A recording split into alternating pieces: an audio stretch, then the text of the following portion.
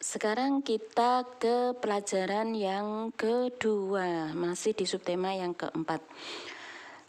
Dibuka halaman 177, disiapkan pensilnya, dan jangan lupa mulai berdoa. Sudah, bismillahirrahmanirrahim, kita mulai. Paman mengajak Beni ke Pulau Bunaken. Bunaken itu pulau yang berada di Sulawesi Utara. Sulawesi Utara.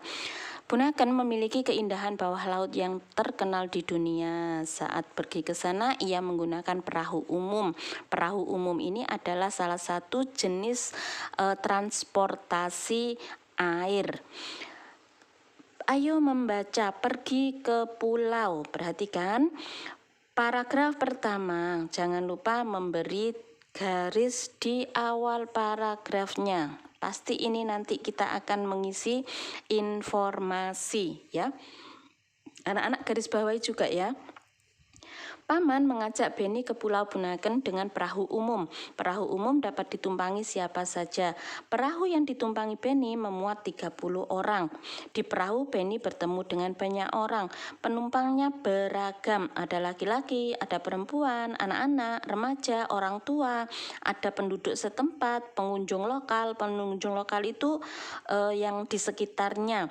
Dan turis asing. Pengunjung lokal itu orang Indonesia ya dari pulau lain tapi tetap maksudnya kebangsaannya Indonesia. Dan turis asing biasanya dari luar negeri. Penumpang perahu mengenakan baju yang beragam. Turis asing mengenakan celana yang pendek dan kaos tanpa lengan. Ada juga yang memakai pakaian seragam. Semua penumpang duduk bersama. Selama di perahu, Paman menyapa penumpang. Paman berbincang-bincang dengan penumpang. Mereka tertawa saat ada yang lucu. Paman berdiskusi tentang transportasi air dengan turis asing.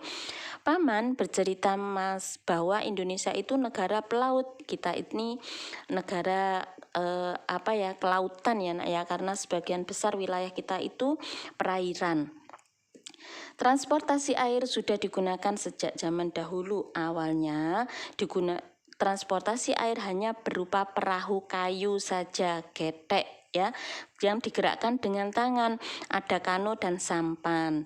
Sekarang orang menyeberang dengan perahu mesin. Ada kapal feri, ada speedboat yang dapat bergerak dengan cepat.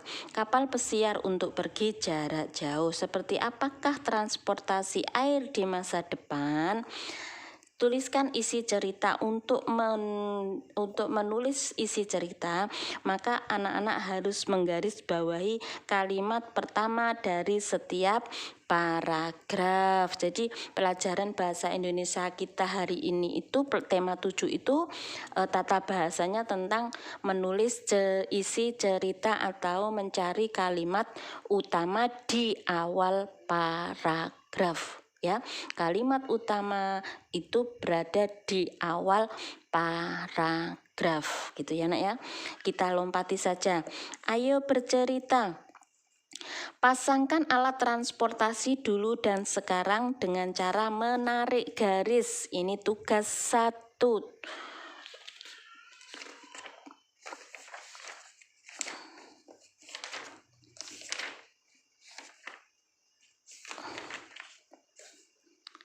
Ini tugas 1 ya nak ya. Ini tugas 1. Di sini anak-anak disuruh menarik garis mana yang transportasi dulu berubah menjadi transportasi yang sekarang. Contoh, ini adalah sepeda pada zaman dulu.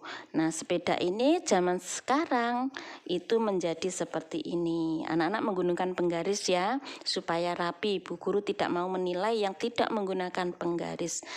Anak-anak lanjutkan yang nomor 2, 3, 4, dan 5. Berubah menjadi yang seperti apa ya. Sekarang ayo mengamati.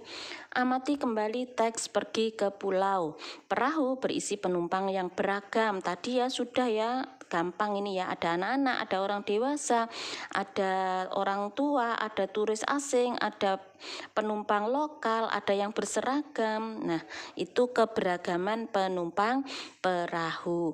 Ayo mengamati. Pemandangan di pantai sangat indah, air lautnya bersih dan jernih. Penny bermain di pantai. Ia bermain bersama pengunjung lainnya. Mereka bermain ombak sambil berenang. Perhatikan, menjaga keselamatan orang lain di pantai. Ini anak-anak sebetulnya ini adalah pelajaran PJOK ya. Tindakan menjaga keselamatan diantaranya kita bahas sedikit saja. Tindakan memperhatikan teman yang bermain di pantai supaya apa? Alasannya supaya kalau terjadi sesuatu yang tidak diinginkan atau kecelakaan, maka ada yang melihat kita. Menemani teman, alasannya apa? Supaya saat kita membutuhkan sesuatu, maka ada yang menolong kita.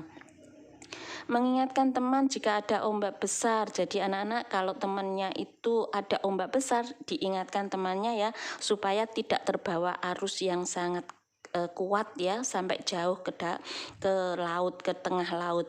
Mengingatkan teman agar tidak berenang terlalu jauh ya, sangat berbahaya ya kalau kita berenang makin jauh ke tengah laut. Menyingkirkan benda ya, kalau saat berenang ada benda tajam maka bisa melukai kita. Itu ya, itu PJOK 3 pembelajaran yang ketiga. Sudah ini saja ya. Ini Bu Guru gabung dengan pelajaran yang ke-1 saja kalau gitu.